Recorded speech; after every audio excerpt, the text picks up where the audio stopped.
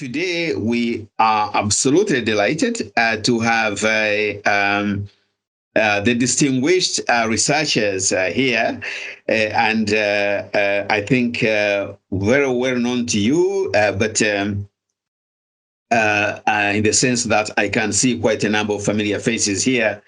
And especially through the networks, research networks, both through the Center for Global Finance, but also through the network of the African Economic Research Consortium, Group C, where I can see a number of people here.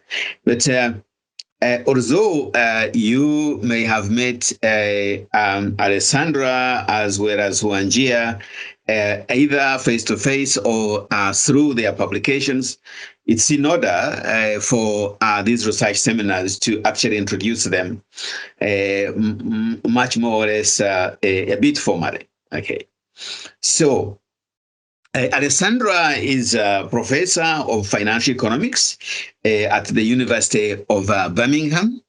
And I'm proud to say has been a colleague both at Birmingham and also within the RC to me for many years, and a very well respected scholar and distinguished scholar in finance.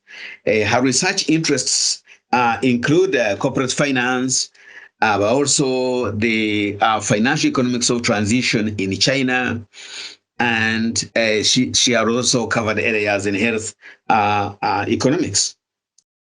And she's published in the top journals of our field, including the Journal of Corporate Finance, the Review of Finance, the British Journal of Management, the Journal of Banking and Finance, the Journal of International Economics. I could go on and on and on, and of course, our usual esteemed journal, the Journal of Development Economics. She's actually co-editor-in-chief of the Journal of Climate Finance, co-editor of the Scottish Journal of Political Economy, and the Journal of Chinese Economic and Business Studies. So, and of course, associate editor of the very distinguished Journal, the European Journal of Finance, and also associate editor of the British Journal of the British Accounting Review. As you can see, she's an extremely busy person. I don't know where you get the time, Alessandra, but the editing demands of these prestigious journals on your time is, very enormous. But it's something that combining high-profile research with also the management of and editing, contributing intellectually to the journals.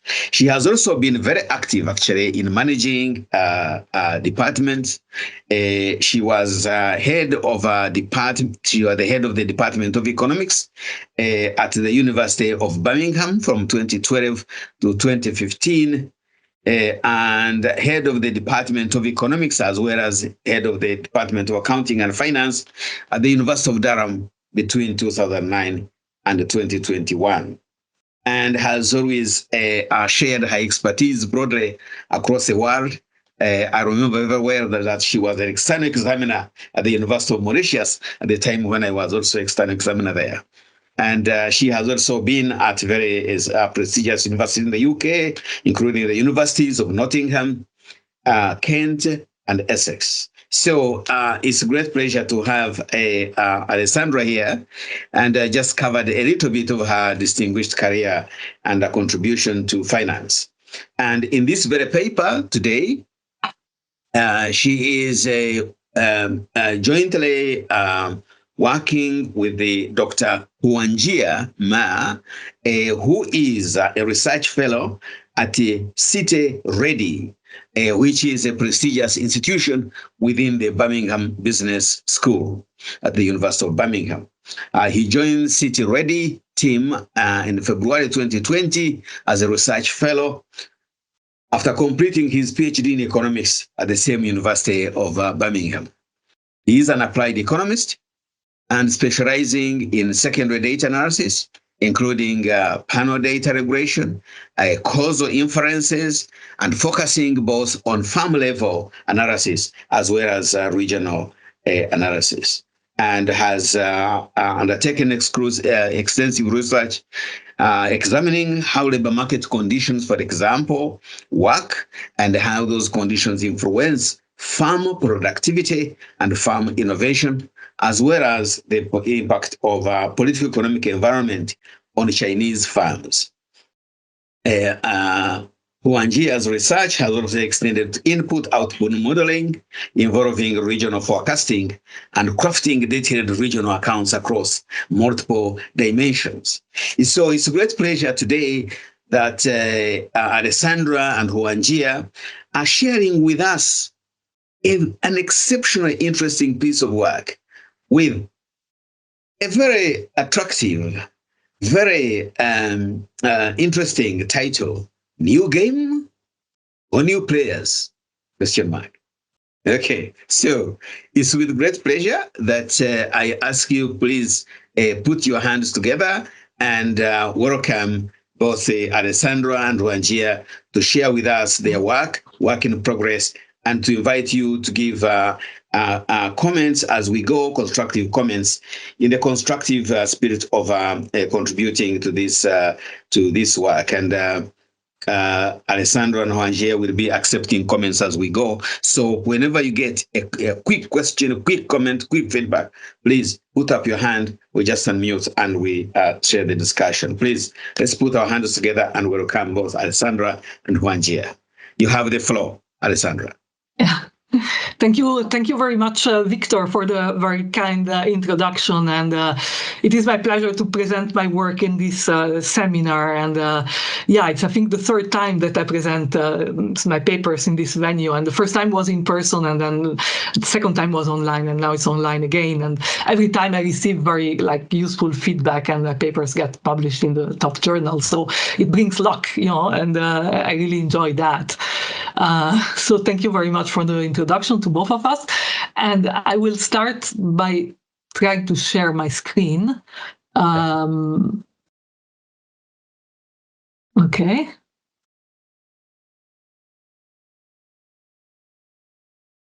Just 1 second. Yeah. Can you see my screen? Very well. Okay. Yes, very well. With an attractive title. Yes. Okay, very good. Thank you very much. Okay, so I will start by providing a little bit of background for this research, and then I will talk about our motivation and our contribution. And then I will say something about our data, and then move on to the hypothesis and specification. And then I will present our main empirical results and some additional tests, and then finish off with some conclusions, and most importantly, the policy implications. Okay, so let's start with the background. So basically, in China, there is a practice which is called Guariglia, and it's a practice of building some social networks and establishing relationships with relevant people. And the objective of this is to facilitate business. And so how does this work? Well, it works by, for example, lobbying with politicians or bankers and providing them with things like gifts and offering them very nice dinners and or other favors. Okay, and this is quite common in China. Again, there is this word Guariglia, which exactly explains this type of behavior, and it has been existing forever, basically. The problem is when this practice of obtaining favors through giving gifts and entertaining politicians, bankers, or relevant people, when practice becomes excessive, then it becomes a form of bribery and can be seen also as corruption. So what a practice which has been existing in China forever is largely okay, if it becomes excessive, then it's no longer okay and it's corruption. Okay, so after 1990, these Guariglia were very widespread with officials, and the objective was to use them to start up some companies, or to use them to obtain some government contracts, or to obtain some tax incentives, or even bank loans. In China, it's always very difficult, especially for the private firms, to obtain bank loans, because the banks are mainly state-owned and prefer to lend money to state-owned enterprises. So especially for private firms, bank loans are hard to obtain. But if you establish these relationships with bankers, then it's easier to obtain bank loans. Okay, and this Guariglia is also used to get some exemptions from some regulations, which may be very painful. And so there's a book by Yang, and he says in this book that typical gifts were, in some cases, Rolex watches or mooncakes stuffed with gold, or even keys to apartments. So if you wanted to get a bank loan or a government contract, or if you wanted to do business avoiding some regulation, then you could provide government officials or bankers or whoever was relevant with this exaggerated presents, like keys to apartments. That's crazy. I mean, it's like huge. And, so we're talking about very big things. Then what happened in 2012, there was a new anti-corruption campaign which was started. So basically, there had been other anti-corruption campaigns in the past, but they were quite small. In 2012, the ACC, anti-corruption campaign launched by President Xi, was the biggest one, and it was also fairly unexpected. So the anti-corruption campaign, which hereafter we will refer with ACC, had a lot of elements in it, but one particular regulation, which is the most important one I want to focus here, is that it forbade the official and state-owned enterprise executives from demanding or accepting extravagant perks. So you were no longer allowed to receive the Rolex watch or the mooncake filled with gold or the apartment to manage to evade taxes or to bypass a regulation. So there was a specific statement in the ACC documentation which said that these extravagant perks were forbidden. You couldn't demand them, you couldn't accept them. Okay.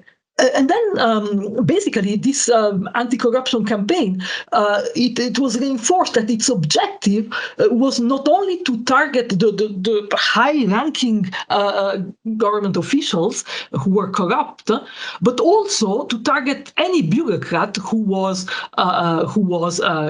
victim of, or undertaking corruption. So it was targeting both the big guys, the tigers, and the low and middle bureaucrats, which were corrupt, and these were the flies, so tigers and flies.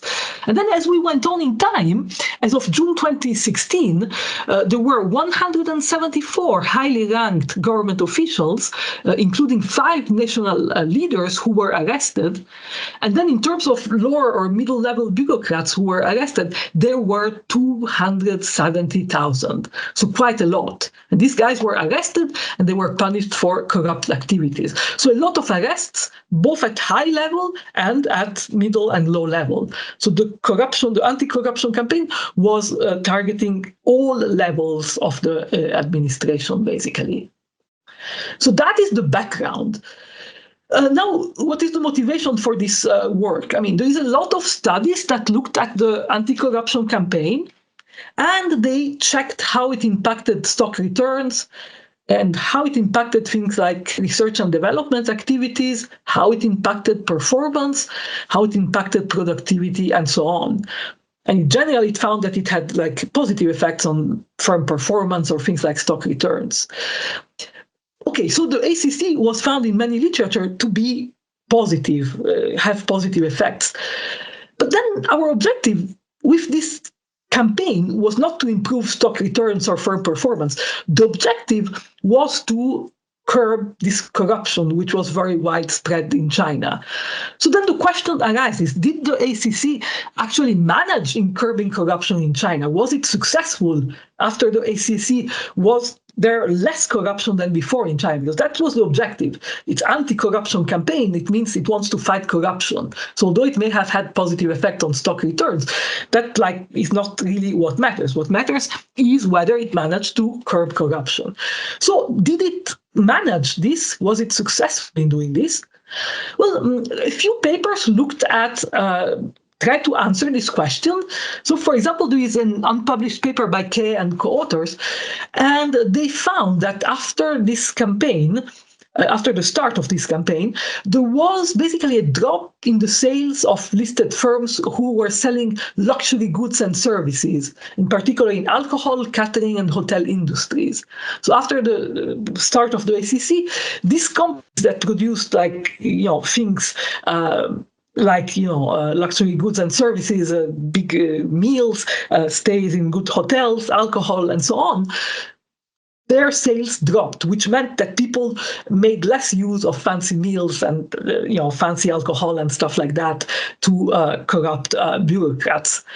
So that was some evidence. And then there is another paper published in Management Science, and they found that there was a significant overall drop in corporate entertainment and travel expenditures after the start of the campaign. I'm going to discuss the entertainment and travel expenditures a lot in a moment, but that is a firm-level measure of corruption.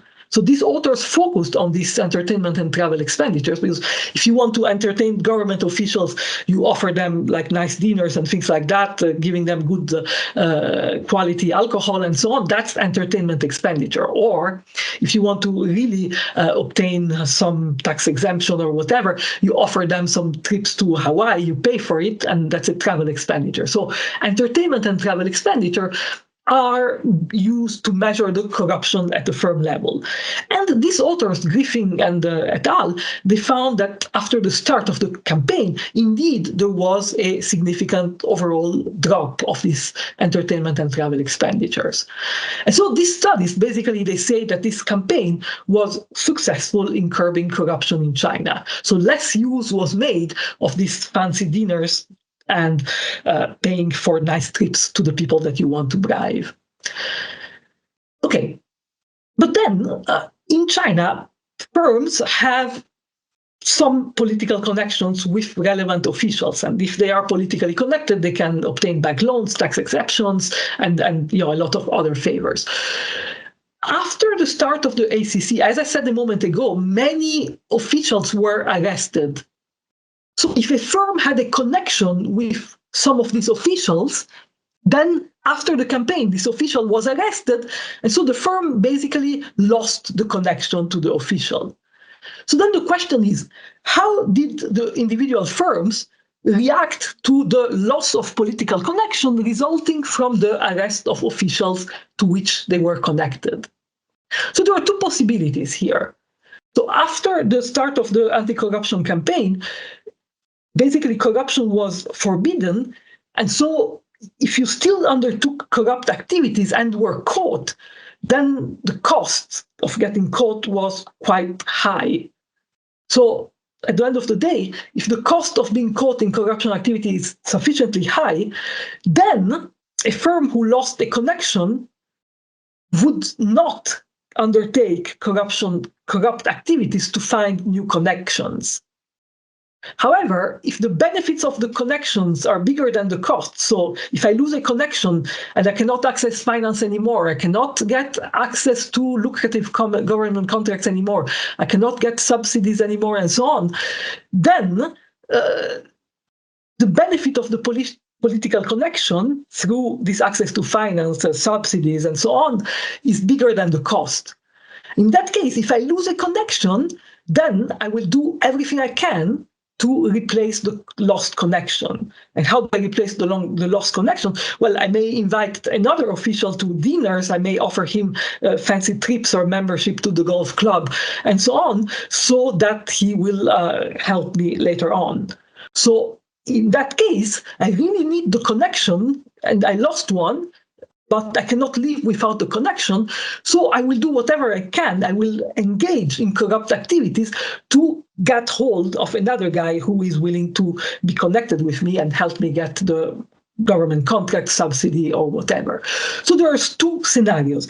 If firms who lose a political connection, if they feel that the cost of being caught in doing corrupt activities is too high, then they lost the connection, so be it. They will live without connections. They will not do anything in order to get a new connection.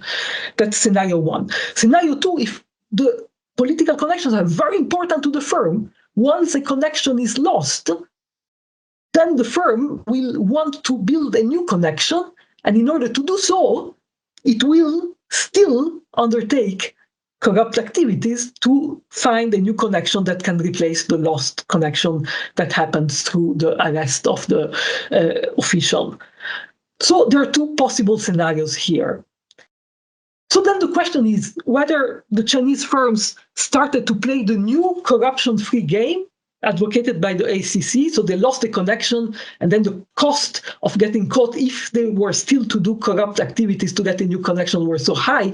In that case, the firms would not try to build new connections through corrupt activities. In that case, they would play the new corruption-free game that the ACC wanted.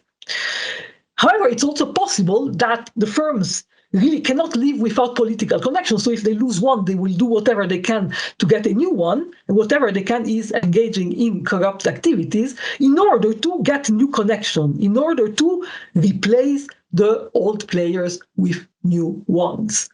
So then there are these two possible scenarios. Will the firms play the new corruption-free game, or will they keep playing the same old game, replacing the old players with the new one?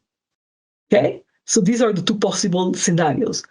And we investigate which of these two scenarios happens in China. So to the best of our knowledge, there is no study that has attempted to answer this question. Okay? And so we fill this gap in the literature by investigating how firms react to the arrest of the officials to which they are connected as a result of the ACC.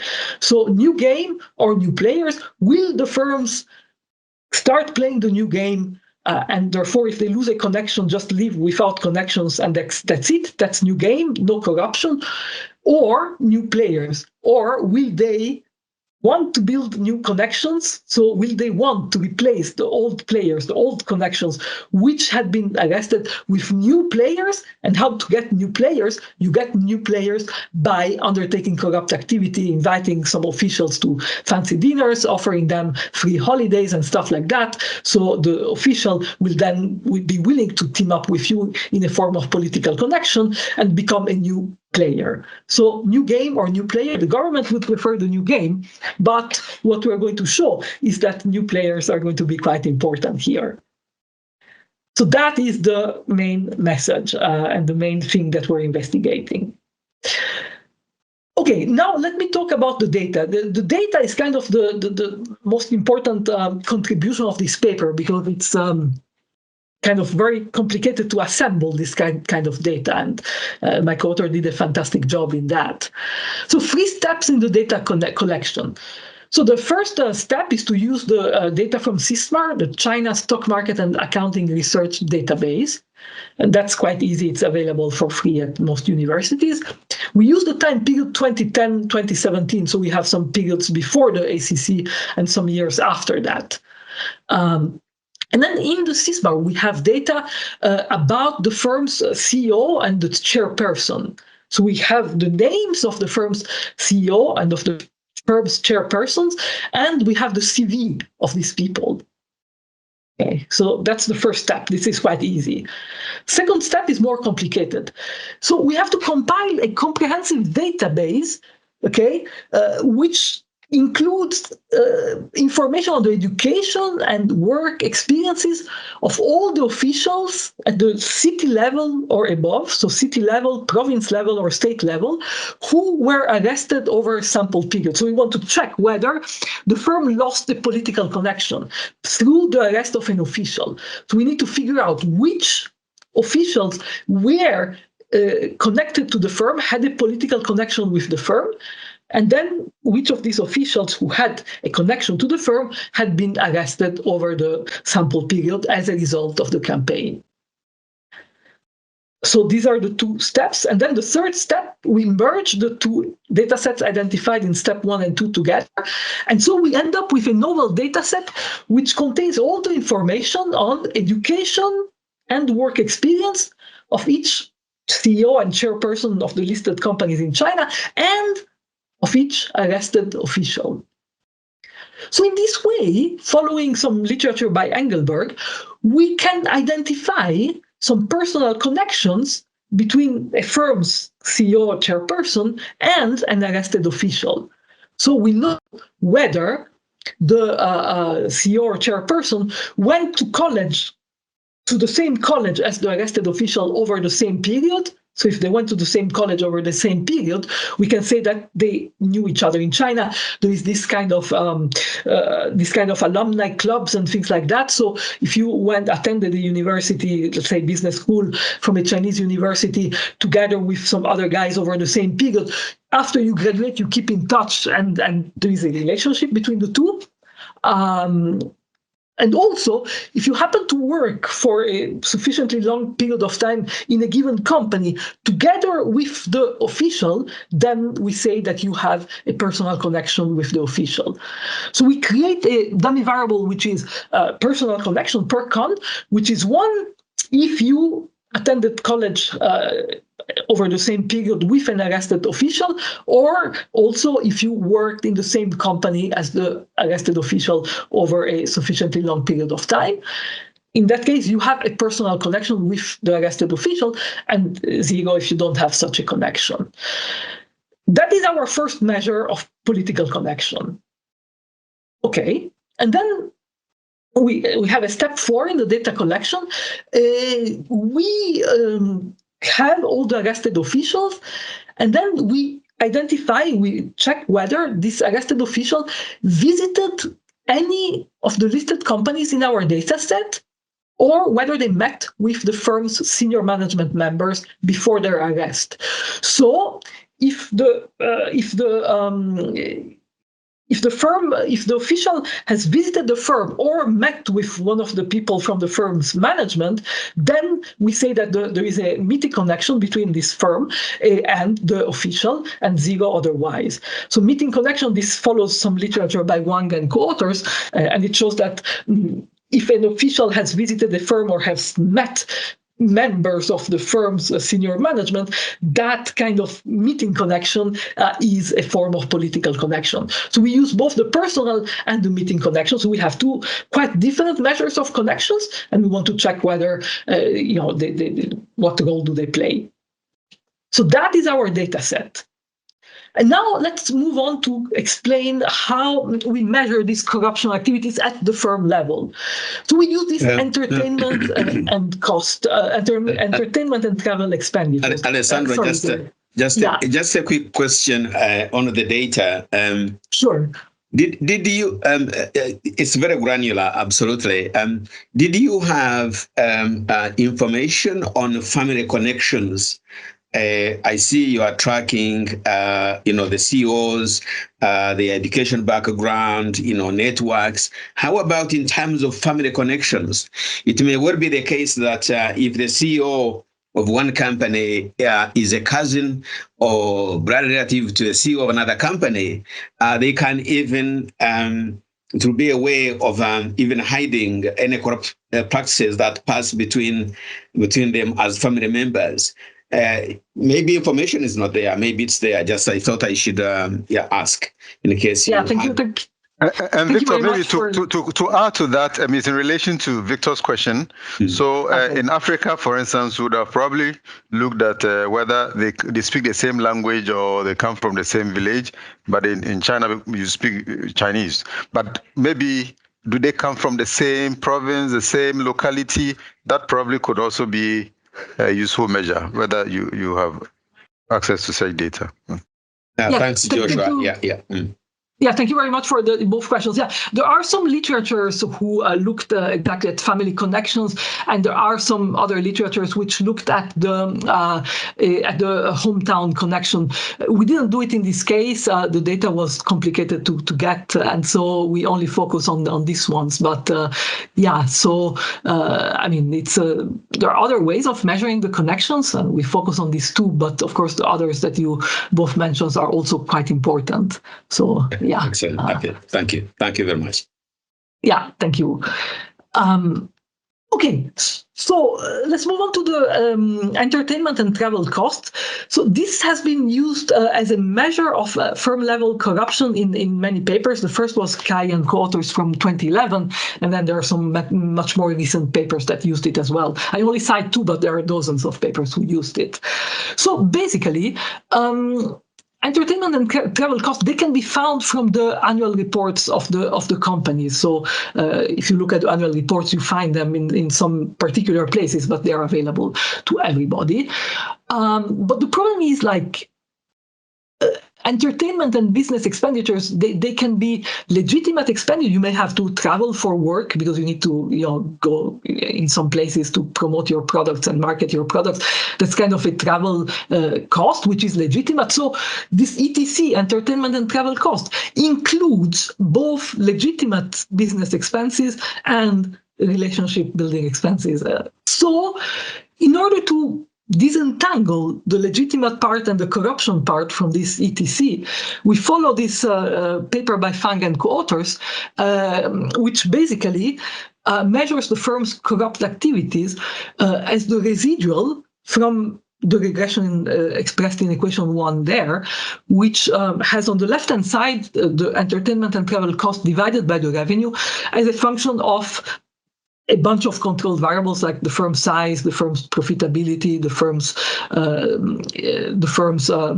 cash holdings, cash flow, leverage, whether it's state-owned, and a lot of information about the firm.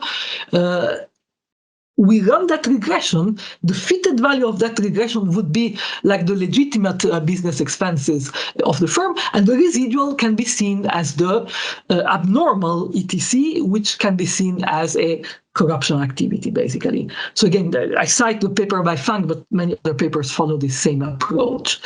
So we disentangle the legitimate and corruption part of this entertainment and travel cost simply by running that regression and taking the residuals as the abnormal ETC, which is corruption.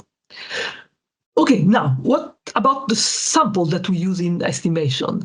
So we have a treatment group and a control group. So let me start with the control groups. The control group is firms that do not have any connections. Again, here we only talk about the personal and meeting connections. So no connections throughout the sample period. Control group also includes firms that have connections, okay, but did not lose the connections at any time during the sample period. So again, like, we want to focus at the effect of losing the connection. So firms in the control group either don't have connections or didn't lose any of the connections. And then what about treatment group? There are two.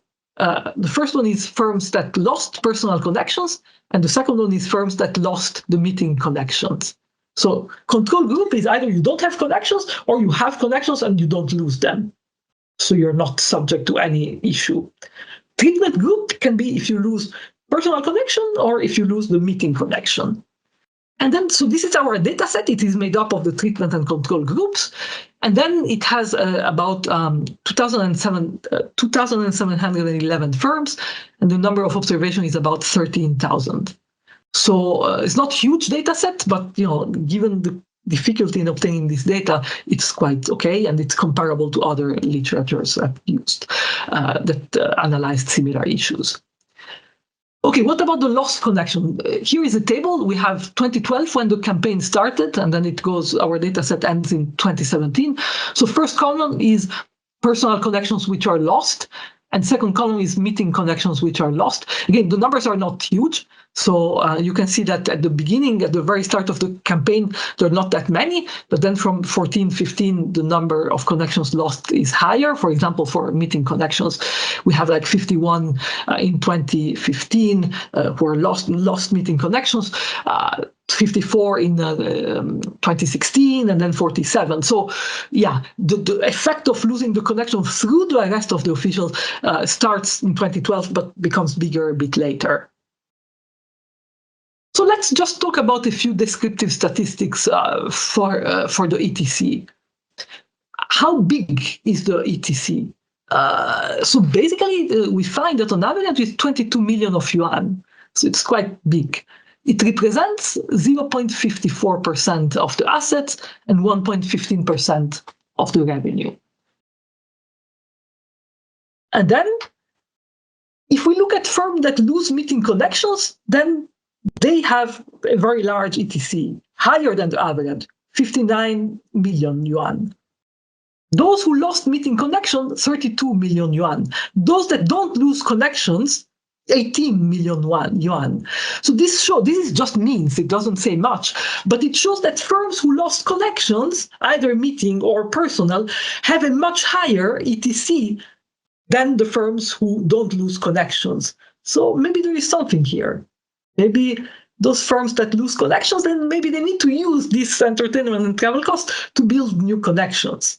But this is only means, so it's not enough, doesn't say anything. Okay, so this data that I presented here, they're about the ETC, the general ETC, but the same figures can be obtained for the abnormal ETC, which is the residual of that equation 1, which I had before. So it suggests that maybe something is going on after all. Okay. So then we want to have some formal hypotheses that we aim at testing. So we have 2 hypotheses here. The first hypothesis is that, okay, we know that the ACC, the anti-corruption campaign, gave rise to increased cost of corruption. So if you get arrested, that's a big cost that you have to pay. However, the ACC did not address the kind of problems of regulatory burden and red tape directly. So a lot of regulations in China which make it very difficult to do business. So firms may still need to bribe in order to circumvent this kind of complicated institutions that characterize China. So what we argue is that it is unlikely that the cost of corruption increased sufficiently to outweigh the benefits of corruption. So because it is still so complicated to do business, without connections, you really cannot do business. So basically, you prefer to undertake some corrupt activities to get a new connection rather than to live without connections. So our first hypothesis is that the loss of a connection as a result of the ACC is associated with a higher spending on ETC. So again, that's bad because you can get arrested, but the cost of getting arrested is not that big compared to the cost that you would face by doing business without the connection. So basically, loss of the connection is associated with, we hypothesize that the loss of a connection is associated with a higher spending on ETC in order to build a new connection. So that is our first hypothesis. And then we have a second one, and this is that firms which were more reliant on political connections before the ACC will be more likely to increase their entertainment cost after the loss of the connection as a result of the arrest of the official.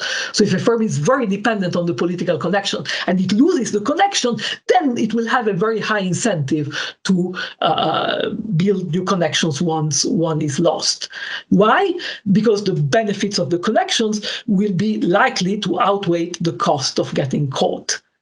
Okay, and I'm going to give examples about what I mean by firms more reliant on political connections. But just to give you an idea, firms that before the ACC had a lot of government subsidies, for them, if they lose the connection, they will lose the subsidies and they cannot do business. So for them, firms that were very dependent on the subsidies, then they're going to be more likely, if they lose the connection, to try and bribe some new guys to team up with to keep getting the subsidies. And we have other measures for this that I'm going to discuss later. So these are the 2 hypotheses that we want to test. Okay? So how do we test them? So these very kind of simple specifications here. So this is our baseline specification. So we have this ETC on the left-hand side, which is this abnormal ETC, in fact. And then it's a function of the having lost the connection. And again, we have 2 specifications in turn. The first is about losing the personal connection, and the second one is about losing the meeting connection. And then we have a bunch of controlled variables like the firm size, age, leverage, ownership, and cash flow, and a lot of other controlled variables. And then, of course, we used a fixed effect specification. So we have a firm-specific component of the error term. We control for year dummies, we control for industry dummies, provincial dummies, and we also control for provincial dummies interacted with time dummies, because in some cases, some arrests were more undertaken in some provinces more than others, so we have that interaction of province dummies with time dummies as well. So we control for everything possible, basically. And then we also want to use a dynamic event study specification. Why? Well, we need to be 100% sure that the firms that experience the loss of the connections do not have a different trajectories in ETC compared to the control firms before the loss. So basically, we have treatment firms which lose the connection and control firms that don't. The idea is that after the loss of the connections, the firms that lose the connection, the treated firms, increase ETC a lot, but firms that don't lose connections, the ETC stays the same. So we have a divergent effect after the loss of the connection, with treated firms increasing ETC a lot and control firms not changing ETC. In order for this identification to work, we need treated and control firms to have similar ETC before the loss of the connection. So it's kind of testing parallel trends. And we use a dynamic event specification for this. So we're going to use a kind of new method to study this event study, which is based on a 2021 paper by an author whose name is very difficult to pronounce. And I'm going to explain that in detail in a second. Okay, so I can move on now to the main results, maybe. Yeah. Okay. Good. So this is the specification. So we have a table, and I didn't put all the control variables because there were too many of them. Otherwise, people will not be able to see it. So just focus on personal connections. That's the first row, and the meeting connection. That's the second row. We have in each case.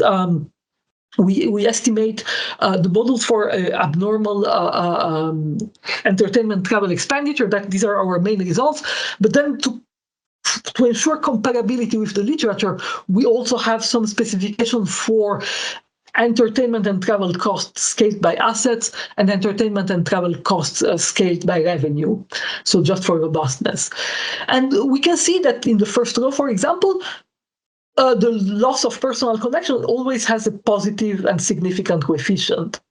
And similarly, in the second row, the loss of a meeting connection also has a positive and significant coefficient, with the exception of column 5. But overall, it looks as though losing a connection is somehow associated with higher entertainment and travel costs, which can be measured in many ways. Okay? But now we have these numbers like 0.218. Are they big? Are they small? I mean, we don't know whether they're economically significant. So let me tell you about this. The loss of a personal connection means that the abnormal ETC will increase on average by 8.5 million yuan, which relatively to the average ETC spending represents an increase of 44%. Which is quite high. And similarly, the loss of a meeting connection is associated with a loss of 3.99 million in terms of, it's associated with an increase of 3.99 million in terms of abnormal ETC, and that represents about 18% of the ETC spending. So these numbers in the table are economically significant, they're quite large. And so here we get some support for our first hypothesis. So it looks as though if I lose a personal connection, then my abnormal ETC, which is likely to be a corrupt activity, will go up quite significantly. Okay, what about the dynamic event study? So I'm going to show the result in a moment, but in summary, we can the test for the parallel trends assumption is passing, so we don't have any discernible pre-trend, any discernible difference in ETC between treatment firms and control firms before the event happens. Okay, and then at the time in which the connection is lost, we see an increase in abnormal entertainment and travel cost. This happens for personal and meeting connections. So here we have a table, and we have the loss of personal connections in the first column, loss of meeting connection in another column. So the connection is lost at time t.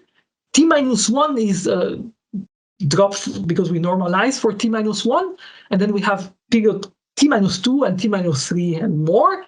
So T-2 and T-3, this is pre-trend, and then T+1 and T+2 and T+3 and whatever else comes later is after the event happens. And you can see that the coefficient, the outcome variable, of course, is abnormal ETC. You can see that pre-trend, nothing is significant here. So we don't have, I mean, the parallel trends is holding. There is no difference in abnormal ETC between treated firms and control firms before the event. And then at the time of the event, these coefficients are all positive and significant for 1 or 2 periods. So we find an increase in the abnormal ETC after the loss of the connection. A graph may be easier here to understand. So here, before the loss of the connection, nothing is significant. This is normalized to 0. And then at the time the connection is lost, we have a positive effect on the personal connection, and then positive effect in the second period. This is significant at 10%, but still significant. And then after that, this wavers off. That's loss of personal connection. For meeting connection, again, no significant effect before the event. This is normalized to 0. And then when the loss happens, you have an increase in abnormal entertainment and travel expenditures. And then this keeps going for a couple of periods and then remains constant and becomes insignificant later on. So this suggests, again, that the parallel trends assumption is holding. And indeed, once the connection is lost because the official to which you were connected is arrested, once that happens, then you observe an increase in this corrupt entertainment and travel costs. Okay, so these are the main results, and then we have a series of additional tests which I will just summarize, and then we move to the hypothesis 2 testing. Okay, so what additional test we did? We did some randomization, some kind of placebo test, if you want. So to make sure that the results are not driven by pure chance, we kind of assign at random the loss of political connection and then see what happens. And of course, nothing is significant. So this is kind of a robustness test. And then also there is an issue that it is possible that the firms who experience the loss of connection and firms who don't experience the loss of connection, they may perhaps be different. Maybe those who lose connections are larger, older, more constrained financially or whatever. There could be some difference in the covariates between the treated and controlled firms. So we want to make sure that that doesn't drive our result. So basically, we estimate our model on an entropy balance sample. So we kind of make the treated firms and controlled firms comparable. It's like the PSM, but the PSM basically leads to a very small sample size. The entropy balancing method does the same thing as the propensity score matching, but allows you to use the full sample. It reweights the observation in an appropriate way, so you are sure that your results are not driven by the difference in size, financial constraints, cash flow, age of the firms, in the treatment and the control group. So that's another test that we make. And then we control for selection bias. Yeah, this is another issue. Reporting this entertainment and travel cost is not compulsory in China. So firms can report it and not report it. So some firms do not report it. And we do some tests proposed by Woolridge and some other authors to show that the fact that kind of selective reporting of ETC is not really driving our results. Okay, so that's another test that we do. And then finally, we want to move on to testing our hypothesis 2. So the objective is to basically test which firms drive our results. So we found that if you lose a meeting connection or if you lose a personal connection, you tend to undertake more entertainment and travel costs. But that was for the full sample. So which firms are more suffering from this behavior? Okay, and that leads to the testing of the hypothesis 2, which was saying that those firms who were more dependent on political connections before the campaign, they're going to be more likely to do entertainment and travel costs on corrupt activities if they lose a connection, because they will need to build a new connection. Okay, so what are we going to focus on? So we're going to differentiate firms into more and less likely to benefit from the political connections. Okay, so more is red and less is blue, so the colors matter here. So first differentiation is between state-owned firms. SOE stands for state-owned enterprise, and non-SOEs is like private or foreign firms. So basically, the firms that are state-owned, they are state-owned, so the political connection is built in, and so they're less likely to benefit from personal connection or meeting connection because they're state-owned. Whereas a private firm, as I said before, it's very difficult for them to get loans from banks, for example. So for them, if they want to get funding, the political connection is very important.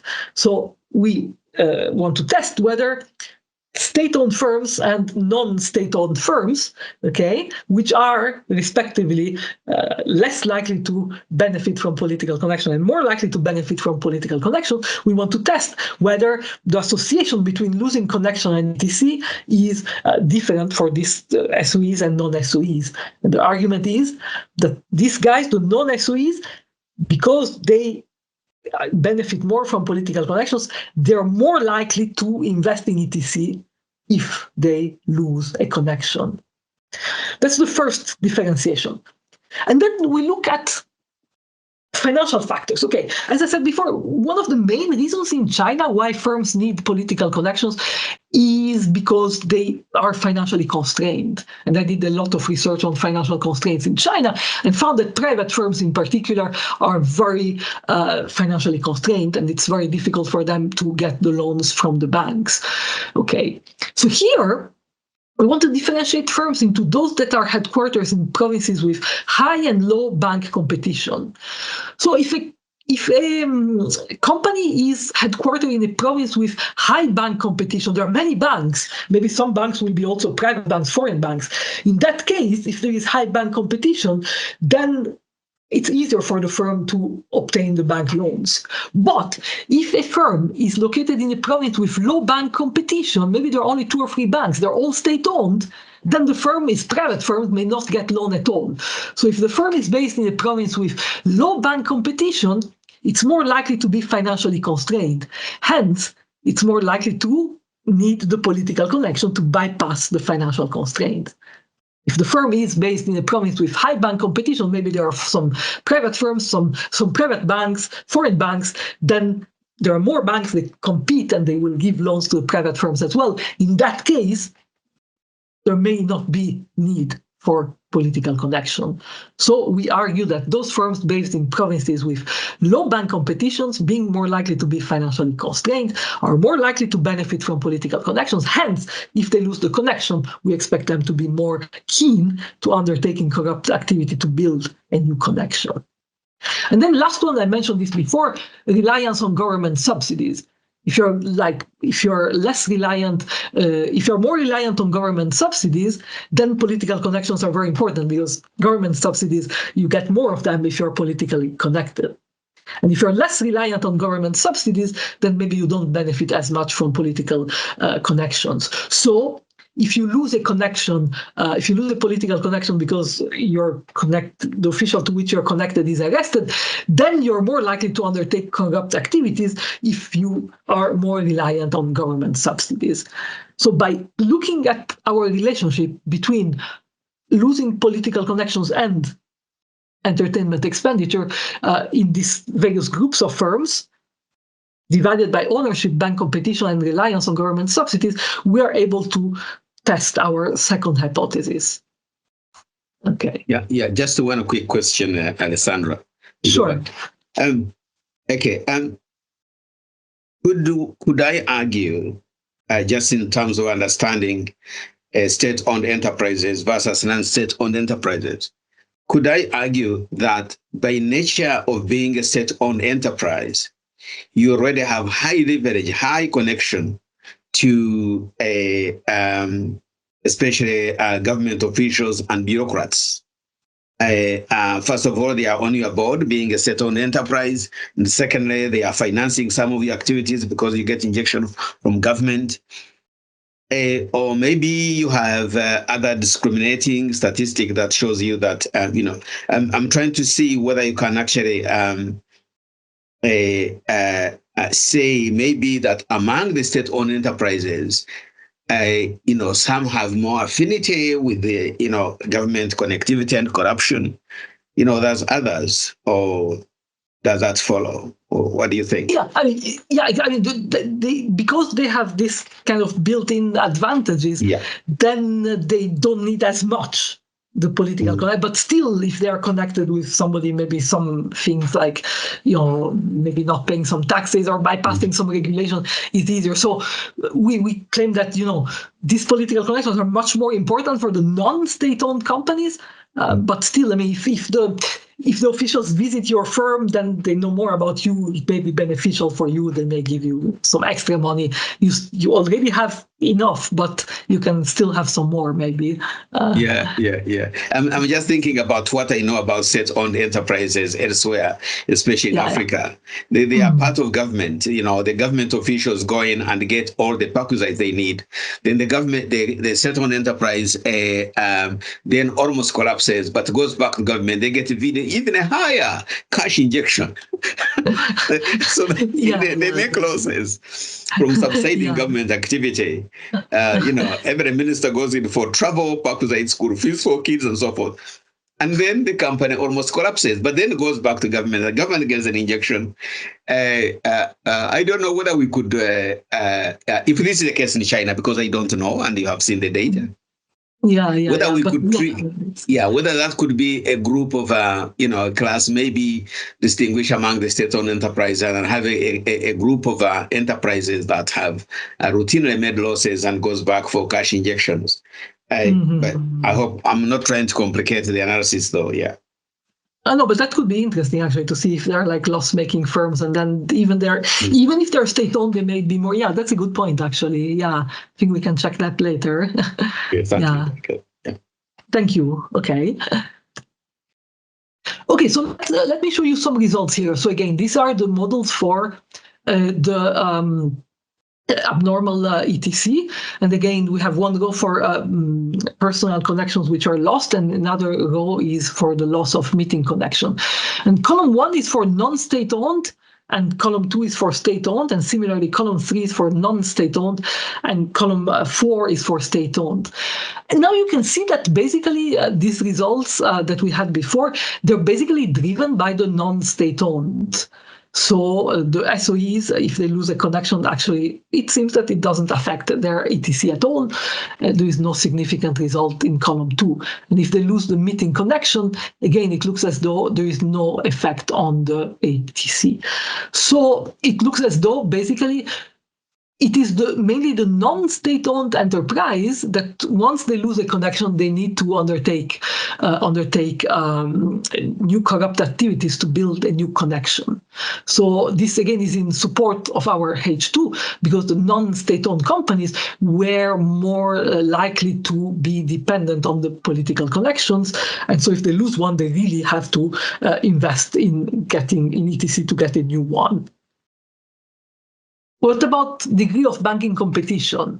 So again, here, column 1 and 2 is for losing personal connection. Column 1 is firms based in provinces with low competition, so more subject to financial constraint. Column 2 is firms based in provinces with high competition. And we can see that the results are driven by firms in provinces with low competition. For provinces located in provinces with high competition, there is no effect, no statistically significant effect. Same happens if you lose the meeting connection. The effect is only observed for firms based in provinces with low bank competition. And again, these firms, because there is likely to be more financial constraints in these provinces, these firms are going to be more likely to be dependent on political connections. So if they lose one, they will invest in ETC to get a new connection. Again, this provides support for H2. And again, the last one is firms more or less reliant on government subsidies. Again, column 1 is for firms that are relying on government subsidies. Column 2, firms that are not relying on it.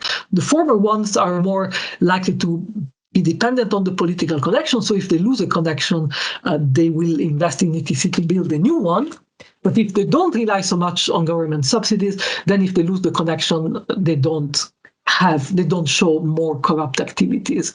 And same happens if you focus on the loss of the meeting connections. And so again, this provides support for our second hypothesis.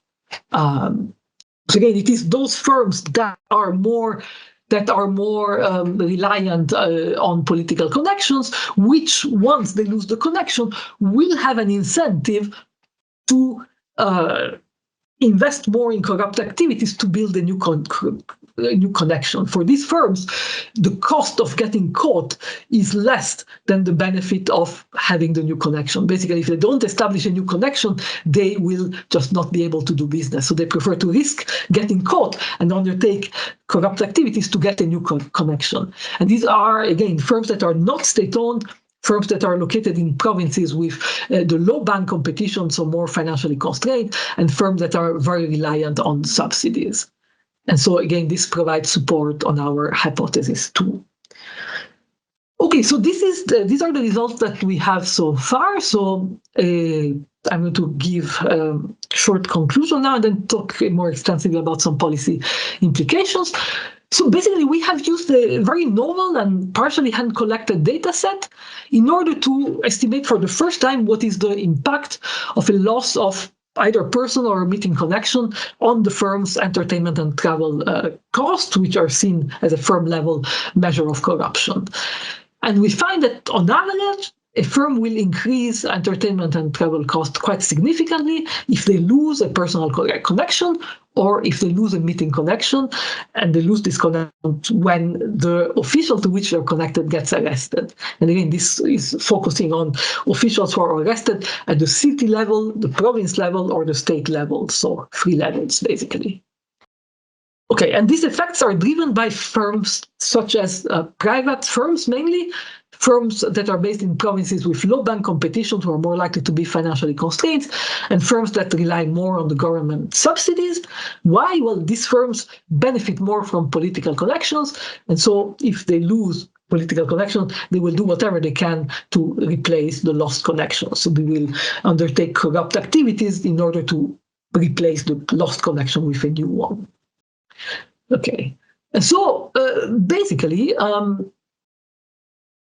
these authors, Griffin and her co-authors, they found that broadly speaking, the ACC was successful.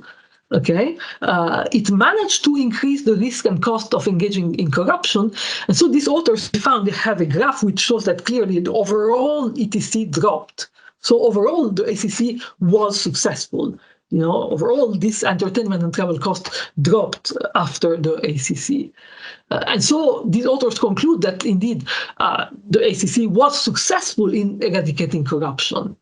Okay, but although broadly speaking the ACC was successful, it was not 100% successful.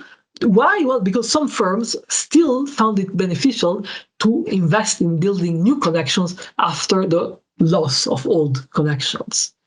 Okay, so in other words, rather than playing this new corruption-free game that the government wanted them to play, these firms, especially non-SOEs, especially firms located in locations with low bank competition, firms more reliant on subsidies, on government subsidies, these firms used this increase in corruption activities like ETC to find new players to replace the old ones. Okay, and hence these firms, they kept playing the same old game with new players. So they chose not to play the new game, but to replace the old players with new players. Okay, so that's the conclusion.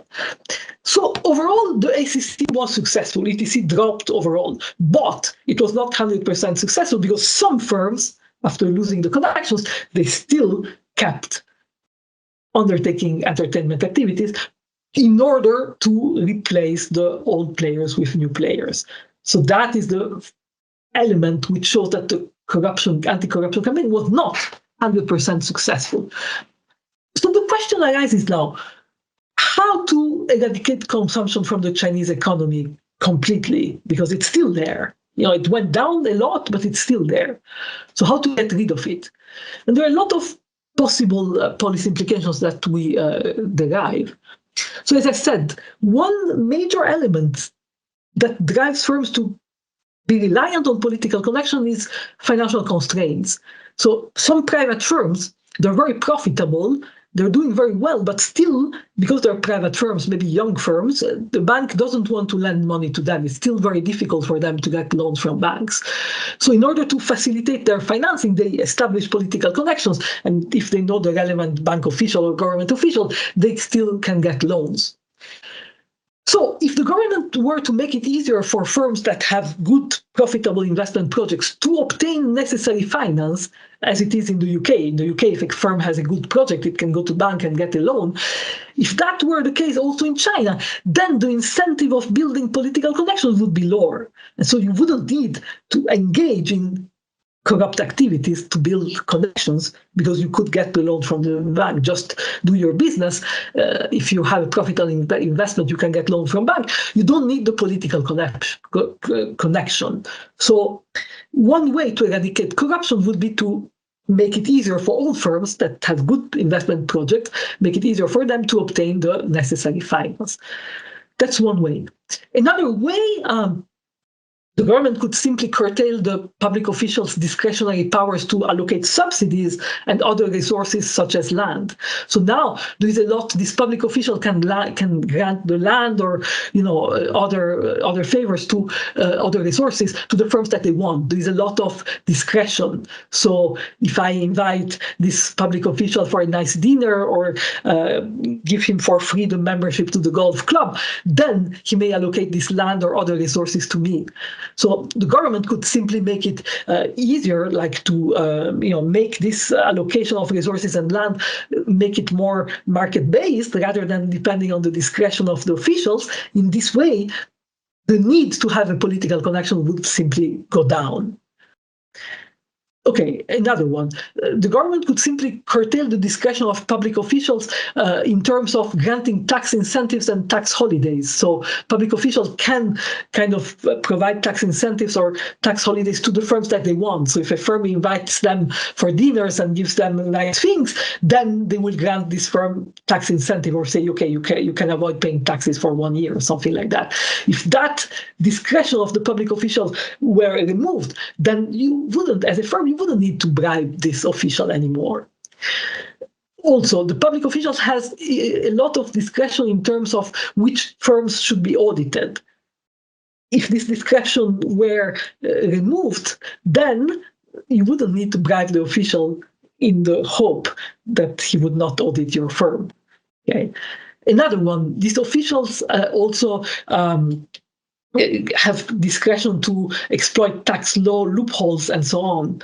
So if the government were to diminish the discretion that these public officials have in making it easier for firms to exploit these loopholes, then these public officials have less power, and so the firms don't need to engage with them and get a political connection with them. So all these elements would reduce the need of firms to establish political connections, okay? And also reduce the need of the firms to undertake corrupt activities in order to establish the political connections.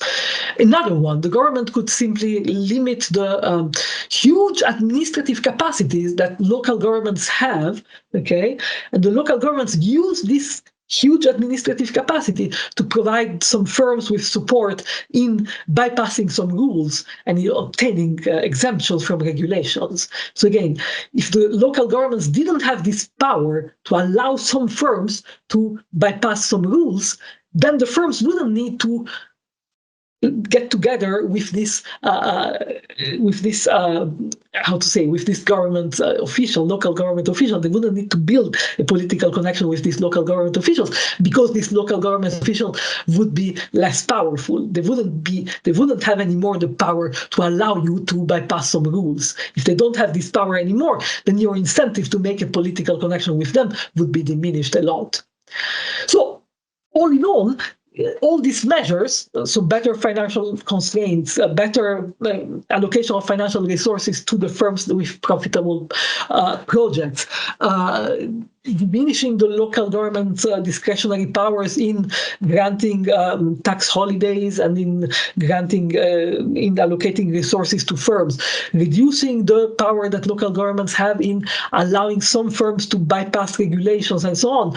If all this were done, then the benefits that firms derive from the political connections would be much, much less, because you don't need anymore to have a connection with the local government guy if the local government guy is no longer able to allow you to not respect some regulations. Okay, so in that case, if you don't need anymore to establish a political connection with the local government, then you wouldn't need anymore to engage in corrupt activities to make the political connection with the local government official. And so all the measures that I just mentioned would simply reduce the benefits that firms get from political connections. And if firms don't get any more benefits from political connections, they don't have to engage in corrupt activities to get the political connection. And as a result, they would finally be able to play the new game, the new corruption-free game.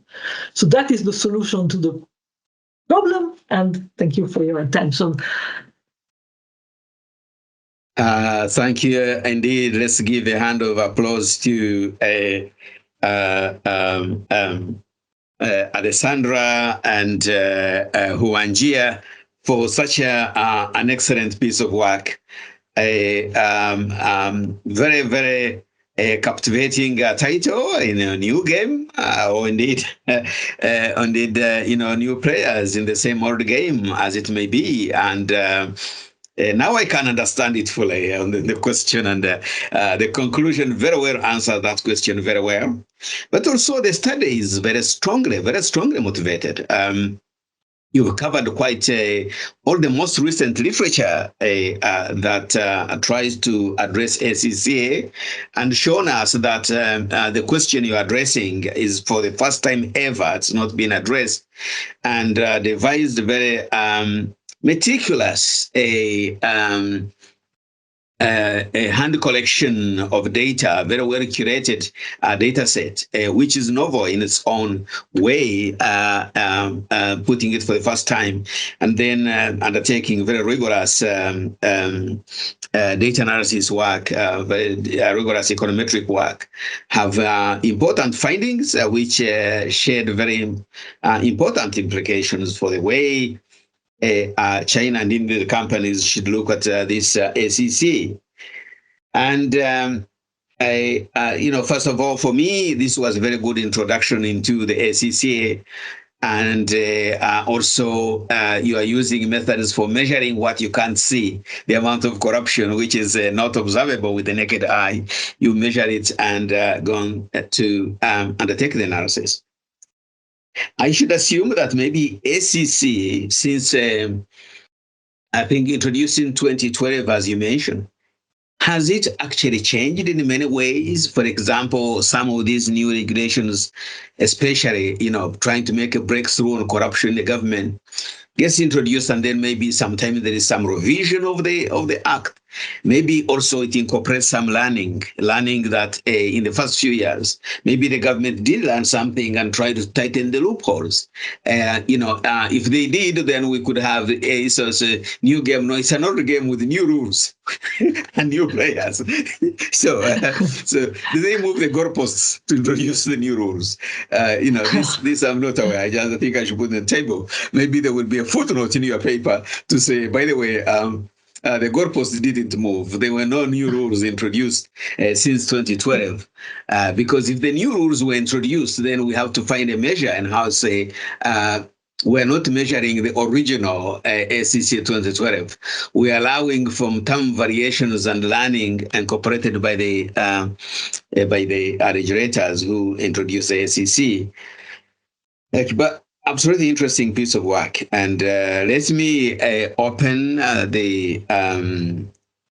for discussion from the floor. I can see hands going up, and let me go in the same order they were raised. So I think the first order, let me go into the, otherwise do not want to offend anybody, but okay. Yeah, okay. Josh's hand was up. This Joshua Abo is a professor of finance from the Ghana Business School and former head of school. So Joshua, please, and of course, a strong member of the Center of Global Finance, I should add.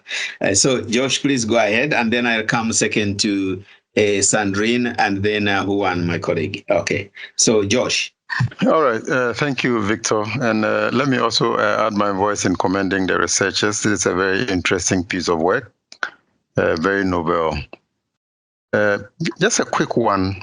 So we know that corruption in the form of, say, bribery is a two-way affair. So I can understand from the firm's perspective that loss of connection, the cost of loss of connection is higher than cost associated with entertainment and travel. So one can understand why intuitively they will still take the risk and engage in corrupt acts by replacing the lost connection. But have we also looked at it from the demand side? Because if you are giving the bribe, the others must also be willing to receive. Are we saying that the anti-corruption campaign is not punitive enough to deter those demanding the bribery or the corruption? Is it not? Because from their point of view, they will also weigh the cost associated with, let's say, being in prison versus the benefit they get from those largesse. Wouldn't they also look at it? So maybe we should be looking at the other side in arriving at the point of whether the campaign has been effective or not. All right, thank you. Yeah, that's a very good point. Yeah, I mean, the willingness to receive the bribe is also part of it. So yeah, we didn't look at it in this particular project, but yeah, I think it's definitely an important point. So thank you very much for that. Thank you, Josh, and thank you, Alessandra. So we go to Sandrine, who is also associated with CGF, but is a professor at University of Paris. Sandrine, thank you, Victor. Thank you, Victor. Good afternoon. I just wanted to make a comment because when I was listening to the presentation, I thought it was very interesting, and I tried to make a parallelism with the African case because indeed, when you think about the corruption in Africa with firms, I realized that for many firms, when they deal with the government, they have some contract with the government, and they want this contract to be paid. They have to give some bribes, and when you make the comment according to which if the firms are not financially constrained, it will be something interesting. I mean, it will relax this openness to enter in corruption. I thought that it's something that lighten the situation of firms in Africa. And I was wondering if you know a bit the situation in Africa, and you can give some insight to make a kind of parallelism with this situation. Because even if in Africa they don't pay for ETC, but when they have some contracts with the government, they want to receive the payments, they have to give some bribes, they have to enter in corruption. And I think this is a kind of parallelism that could be interesting to do. Yeah, thank you, Sandrine. Indeed, I think just adding this question, I'm not sure whether Hongbo is around in this meeting, but Hongbo is looking at Chinese companies working in Africa. And some of them are state-owned enterprises, many state-owned enterprises, and maybe that's these firms have, of course, a history back in China, and maybe there are some of the firms that appear in compliance. So this has bigger relevance. This question. Thanks, Sandrine. Over to you, Alessandra. Yeah, I mean, I think this problem of financial constraints would apply, also in Africa, I guess. And I haven't done any research on Africa because apart from this World Bank Enterprise Survey, which is not very good, I was not able to locate some data. So if anybody has some good data on Africa and willing to work on this, I'm always available. So, but it has to be panel data, otherwise there is no point. But I think, this kind of issues of financial constraints, maybe, in Africa would apply even more because, being in developing countries, they are more in need of finance and things like that. So it would be very interesting to look at. Excellent. Thank you indeed. And I hope that, Hongbo will follow up on looking at those firms, Chinese firms operating on Africa in the context of their corruption compliance with SCCA or otherwise. Okay. It may be in that case of those firms, maybe it's a new game with old players. Who knows? Okay. So let me also call upon my colleague who is doing excellent work on Chinese firms in finance and international business, Huan. Huan, you have the floor.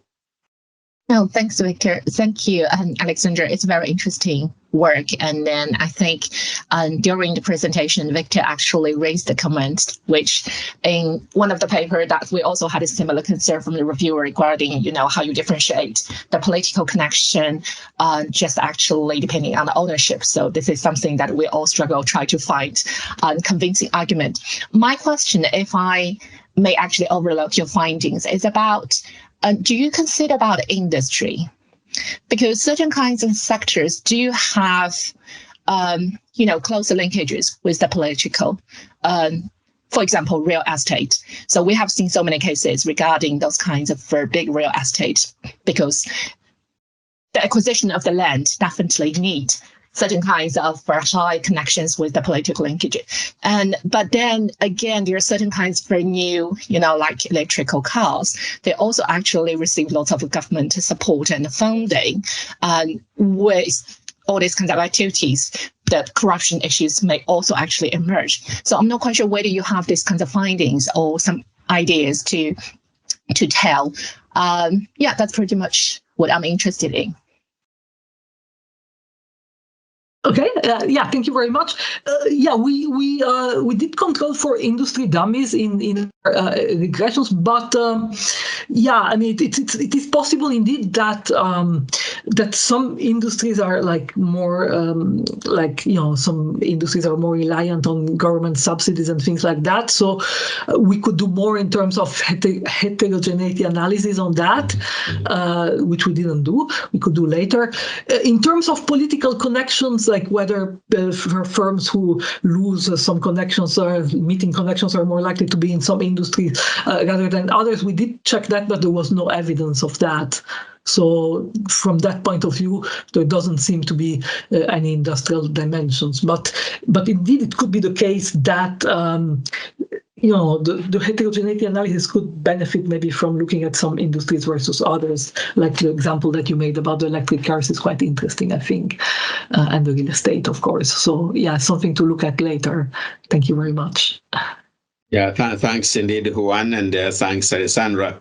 I think also that could be explored in robustness testing. I think I have an ongoing paper with a colleague where the referee is pushing us to do a kind of a check across industries and tell whether our results will still stand on its two legs if we test it across different industrial classifications, even manufacturing and others. Sometimes it falls flat, sometimes not, but we're objective researchers, so we just try it and do it that way. Yeah. Thanks. Okay. And here is, of course, our very own Aisha. Aisha is now a distinguished academic at Roehampton, but started with us here in the Center for Global Finance. So Aisha is still a member of the family. So Aisha, please go ahead. Yes, always. And it's a big pleasure and an honor to be part of this team all the time. Alessandra, it's very nice to listen to you one more time again after a couple of years. But it's always a great pleasure to see how fantastic job you are doing. And today's work, actually, I was in the lecture, but from my phone, I opened the seminar. When students were reading some materials, I was listening. I was in and out in the seminar. So I have some questions that maybe you went through during slides. So sorry if I'm missing those information. But my question is on your measurement for corruption. So actually, how do you justify the use of ETC as a proxy for corruption activity? Could there be alternative explanations for an increase in ETC that are not related to corrupt practices? So this is the first question on ETC.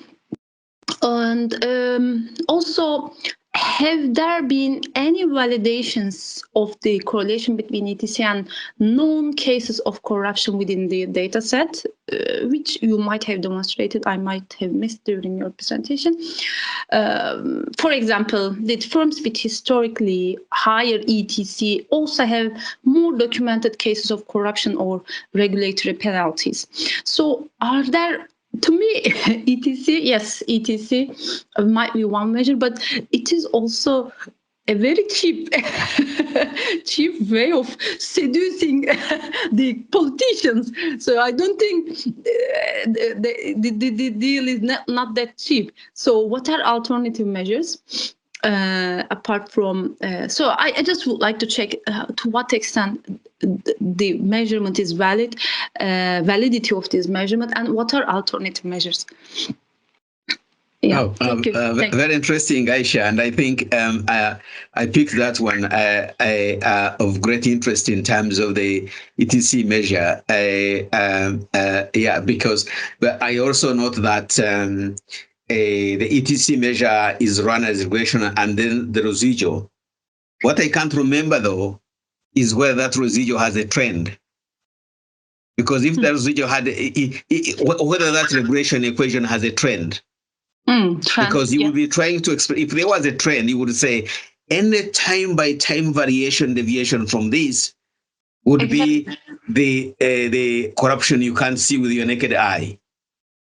Yes. Otherwise, the residual might be picking a trend. The residual measured, if there's no trend, will be picking a trend, in which case it would happen anyway. That I have my entertainment, I have my travel, and next year it has increased by this percentage, and then it will increase, and then it will be interpreted. Yeah, I think, I like the comment, Aisha. So let's see. There is one more note, and it may be also worth to see sector-specific spending patterns. So how do spending patterns on entertainment and travel vary across different industries for these political ties? Are there certain sectors where high ETC is a norm due to nature of business rather than an indication of corrupt practices? So sectoral differences might be considered as well in differentiating its patterns across different industries. Thank you so much, Alessandra. Thank you, Professor. Okay. Yeah. Over to you. So thank you very much for lots of sub questions within your question. So I mean, about the industries, I think we can do more on that. We didn't really do much to see whether some sectors have more or less ETC for other reasons, but we can do that later. So basically, in terms of the residual, I mean, we just regress the ETC over the revenue on a bunch of firm-specific characteristics. It's a panel regression, so I'm not sure about the trend. I mean, we take into account the time dummies and the industry dummies and location dummies and things like that. So I'm not sure whether we can talk about a trend in using panel regression. I'm not sure. Yeah. And about alternative measures of corruption. Yeah. So that was this ETC. We have not done the validation, but the other guys who have used it have like linked it to a lot of other measures, like at the provincial level, number of arrested officials, investigations, and a lot of other like provincial level measures, and it correlates well to those. So we just refer to these other studies in a footnote. We didn't do it again.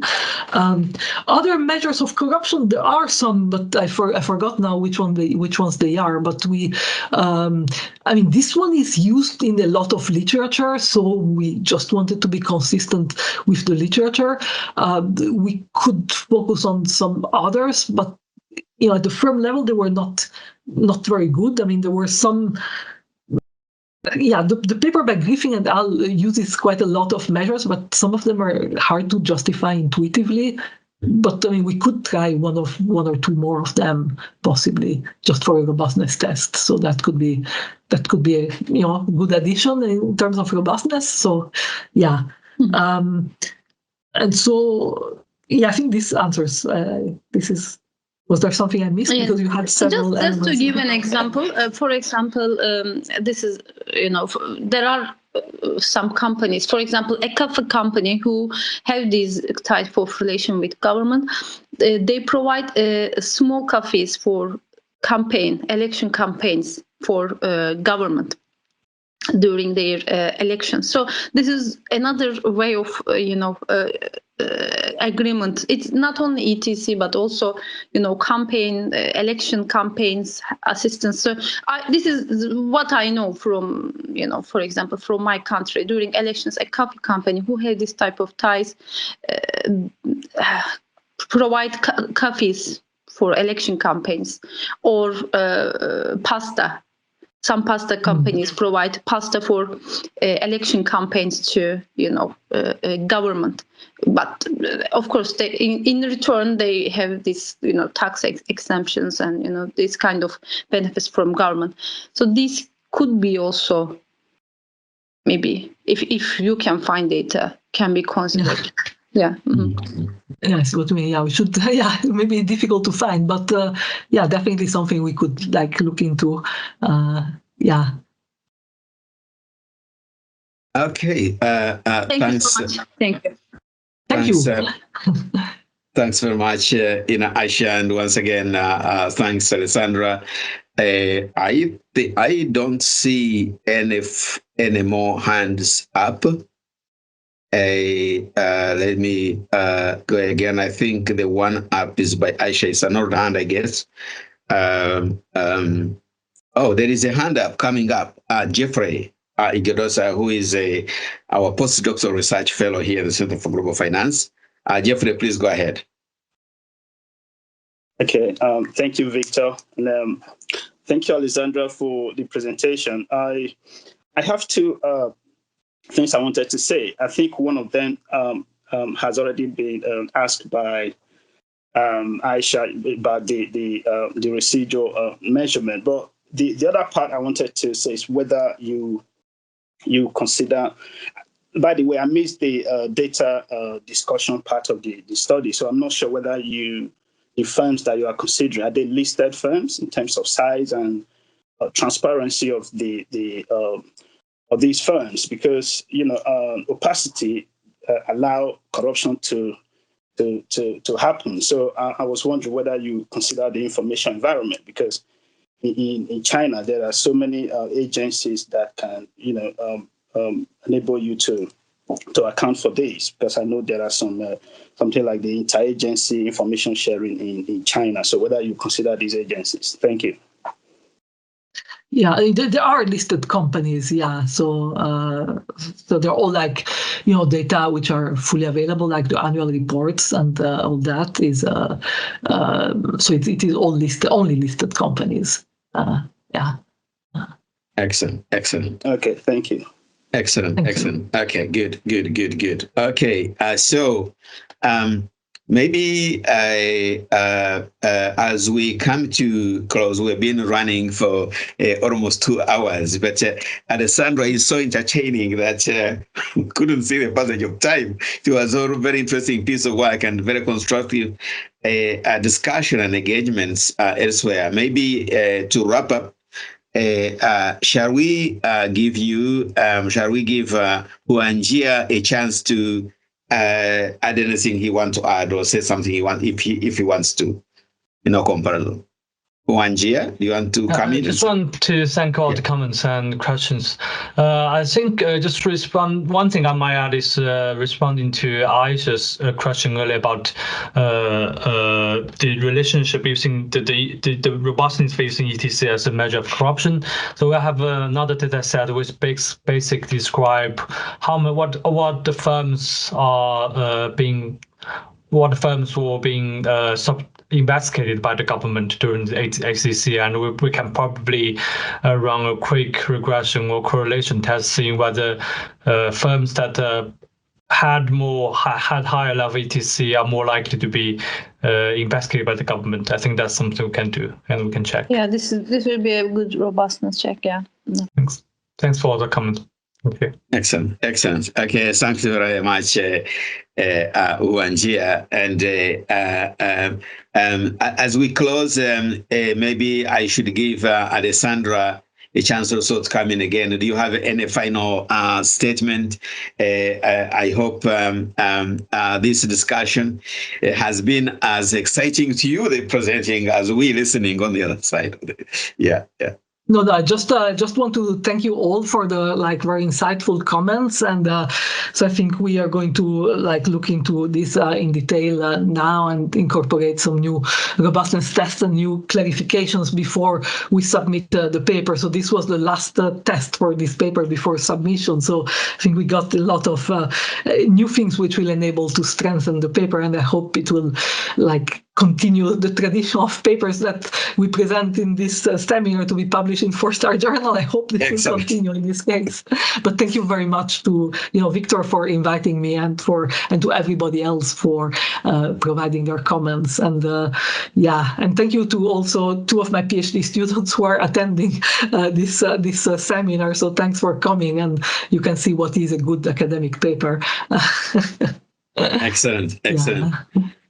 Once again, Alessandra and Huanjia, thank you very much. There is a high probability, almost close to 1, that this paper will land in a 4-star journal. There is no doubt about it. The way it's put together, it's very, very, very clear, evidence of great work. And for all of us here, it's very instructive in terms of the way one puts together a great paper right from the start up to the end, and also makes it such an interesting piece of work to read and to listen to. So we thank you so much for the time and your contribution, and most importantly for the fellowship you have with the Center for Global Finance and for all of us here in the meeting today. So let's put our hands together, give you a hand of applause, once again, to thank you, and also to thank all the participants here for their time, contributions, ideas, learning. If you remember something, comment something, please send over the comment to us, or feedback, or direct it to Alessandra in good time. Thank you very much, and see you next week. Thank you indeed. See you. Thank you. Thank you. Thank you.